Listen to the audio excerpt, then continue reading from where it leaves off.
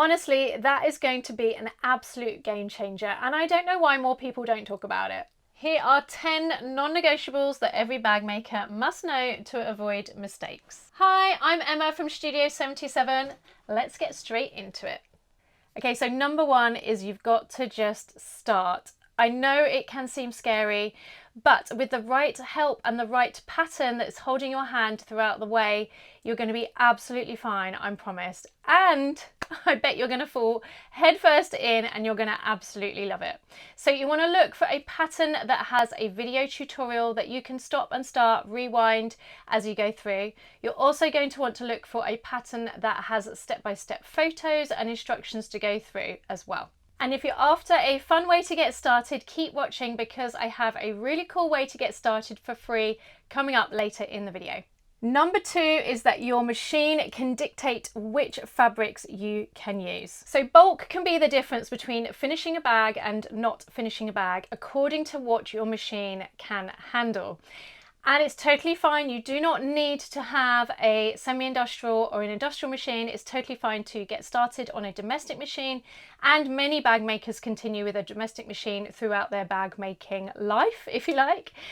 But one thing that is not talked about enough, I feel, in the bag making world is mixing up your fabrics. That is totally fine to do. So you may want to have a quilting cotton on the front and a canvas or a faux leather on the base. That's fine, and that will reduce the bulk and help your machine to go through those layers. Like I say, I feel like it's not talked about enough, and that is why we recently did a reducing the bulk bag making class, a skills builder within the 77 Club. All right, number three, and on a similar note to number two, number three is that you do not need to have a semi-industrial or an industrial machine to get started. It is a huge thing that lots of people get into bag making and then they're like, I need to have a brand new machine, or even before they get started. You do not need to have a specialist machine. You can get started on your domestic machine. So this is going to stop you get started. So just go ahead, use your domestic machine and you're going to be fine. Just need to think about the different layers that you're using, like I say in number two. Start with what you have or you will not start. So just go ahead and get started. Don't forget, if you have any questions or comments throughout this video, do pop them in the comments box below and I'll get back to you as soon as possible. Okay, number four is a must for me, and it's one I see so many times with people getting started with the bag making, and that is all about the zips. Please do not be scared of getting started with bag making because of the zips. You see, there's a little secret, hopefully it's not too much of a secret, that bag makers use, and that is sewing double-sided tape. Double-sided tape is an absolute must for bag making. It will change your view on zips, I promise. But do remember, it needs to be the sewing kind. You're not going to go straight down to your stationery shop and grab double-sided tape. That's going to gum up your machine and your machine will not be happy. So use sewing kind of double-sided tape. I will link to my favorite one in the description below. And it will change the game for you. You do not need to use pins or clips with double-sided tape. And the reason being is that zipper tape is actually of a different kind of fabric to most any other fabric you're going to use in bag making. And therefore it stretches and gives a lot less than most other fabrics. So you want to create the same kind of stretch or give in the two fabrics that are being stitched together so that one is not pulled out of whack. Double-sided tape is going to help with that and stop any give or stretch. It's going to stop those waving zips and it's going to create a really nice finish on your zipper, and it's going to stop you getting frustrated with using zips in your bag making. Number five is about interfacing, and this is an area that a lot of people can get stuck on. I myself got stuck on this, and that is why, again, this is another class that I have done a full in-depth dive about. So you need to know the basic rules of interfacing. I'm going to try and keep it as succinct as I can, and the main rules for interfacing and stabilizer. So the first thing is that interfacing is different to stabilizer. With interfacing, I use two main interfacings, and I use these throughout my bag making, and that is because I want to keep things simple for myself.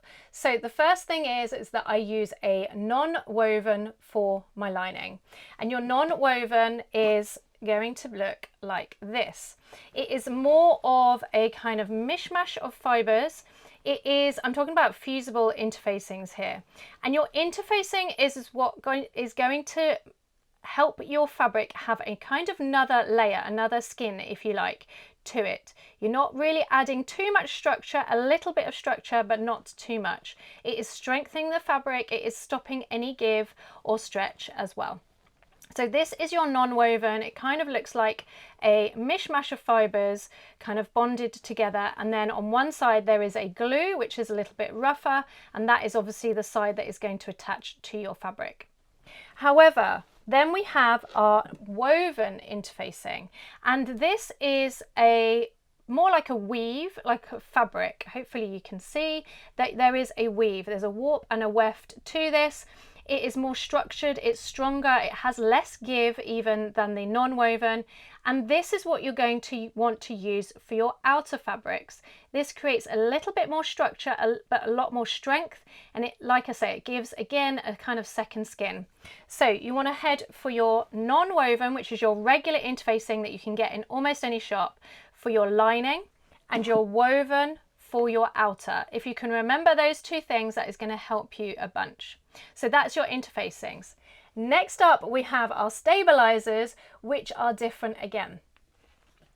There's three main parts to stabilizers that I like to think of when I'm trying to figure out what to use for my project. The cheapest one, and the one that is more similar to a wadding or a batting, is your Fusible fleece. And this is, like I say, quite like Fusible, it's quite like a wadding or a batting, but it has got a fusible element to it. It has got glue dots on one side that are activated when it is heated up. This is Valizoline H640. That's what I like to use here in the UK. It's easy to get hold of, but of course there are other similar brands. So that is great for your smaller projects that don't need a huge amount of stabilization or structure to them. If you are wanting to make something bigger, or you want to make something a lot more structured, then you're going to go for your foam. You can get this in sew-in or as fusible. I like to use fusible just because it's a lot easier. Again, one side has the dots and the other side is smooth and doesn't have the glue on it. And this is going to give you a lot more structure to your bags. And those are the main stabilizers that I use. There is another one that I use often as well, a third one, but those are the main four, the two interfacings and the two stabilizers. Then there is this one, which is a Decaville.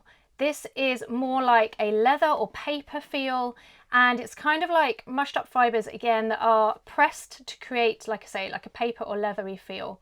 And this one is called Decaville. You can get it in heavy or in light, Decaville 1 and Decaville 2. And this creates a nice sturdy base, or it creates more of a structured clutch bag feel. So those are the main things that you want to think about when you talk about interfacing and stabilizers. And just to make things even more confusing, interfacing and stabilizers is different all over again for embroidery. So if you're coming from a machine embroidery or sewing embroidery background, then that's a whole different thing. And it's very easy to get the two kind of sides confused. But if you remember, non-woven for your lining, woven for your outer, and then you have your fusible fleece or your fusible foam. The fusible foam is for more structure, and the fusible fleece is for smaller or less structured projects. If you remember those, you're off to a great start. Okay, following on from number 5, number 6 is to remember to leave your interfacing and your stabilizers to cool after you have fused them on. Now, I always recommend that you cut an interface the day before, and then you can do it all in one batch, and then you're going to sew the next day. That gives you a bit of a break in between for the interfacing, the fusible side, the adhesive side, to cool, relax, and to bond even further to your fabrics, whether that's your lining or your outer fabric. You can, of course, do your interfacing and your stabilizer at the same time. You don't have to leave it 2 days, but that just means that the adhesive is going to cool really nicely, and it's going to be less likely to peel off as you're working the project through. Remember to keep watching, as I have a really cool opportunity coming up for you soon. Okay, number 7 is that you will make mistakes. So my background is in creature costume for film and TV, and over 20 years I know there has been a lot of mistakes throughout that, but it's how you handle those mistakes and move on that matters. If you are really struggling and you throw it into the corner, that's totally fine, but do try to come back to it. Now, there'll be lots of people that say don't sew late at night, and this is a great tip, and that's great. And that may work for you, but I know, and if you follow me for any amount of time, you will know that I do sew late through the night. I do things last minute. I have a great idea last minute and I want to sew it, and it's often late into the night because I have a family, amongst other things.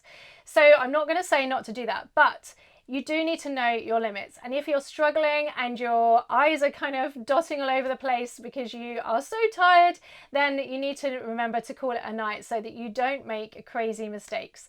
However, it's totally fine to sew late at night. I am that person too.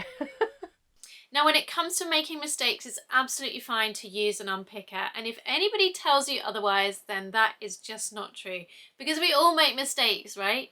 But if you have made a mistake in a faux leather or a vinyl or something like that, you can use a hairdryer to try and close up the holes so that it cannot be seen at the end. However, if all else fails, a strategically placed label is absolutely fantastic for covering up any mistake. Number 8 is to know your hardware. And I know, just like interfacing and stabilizers, this can be a bit of a minefield when you start sewing bags. Luckily here in the UK we have some amazing suppliers, so just try things out, get to know different things. Again, a good pattern will talk you through how to put in different hardware, and there's plenty of YouTube tutorials on different aspects as well. Start off with just the zipper tape and the different zipper pulls, that's totally fine. But having cool hardware can really elevate your bags from, oh, that's cool, to, oh my goodness, I cannot believe that you made that.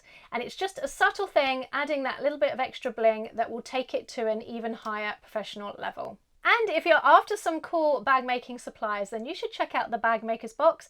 I will link that in the description as well.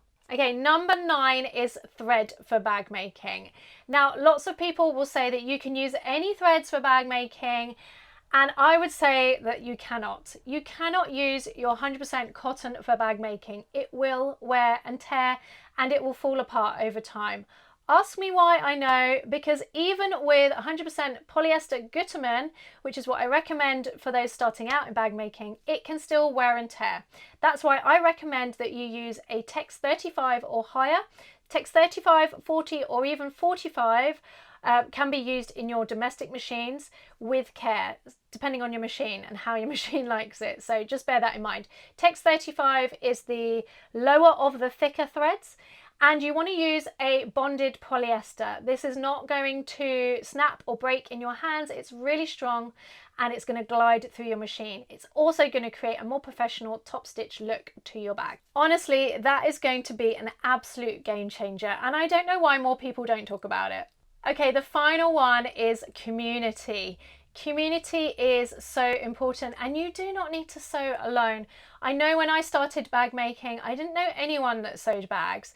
In fact, other than my filmmaking colleagues, I didn't know that many people that sewed at all. And finding a community is actually not that hard online. We are very lucky to have the internet.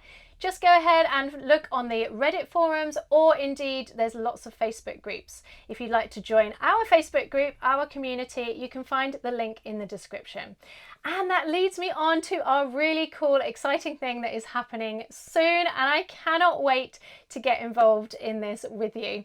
So in May, we have our, I think it's the 7th one of the bag making challenge, and this is an online party, an online bag making party that is free for everyone. And this is the bag that we will be sewing. This is called the Valina bag. And there are prizes too, just for getting involved. You don't even have to sew, although we would definitely love it if you did. Even if you've never sewn a bag, this is for you. So find the link in the description below and I will see you there. Okay, you've had the non-negotiables for bag making, but let's take a deeper dive into threads for bag making.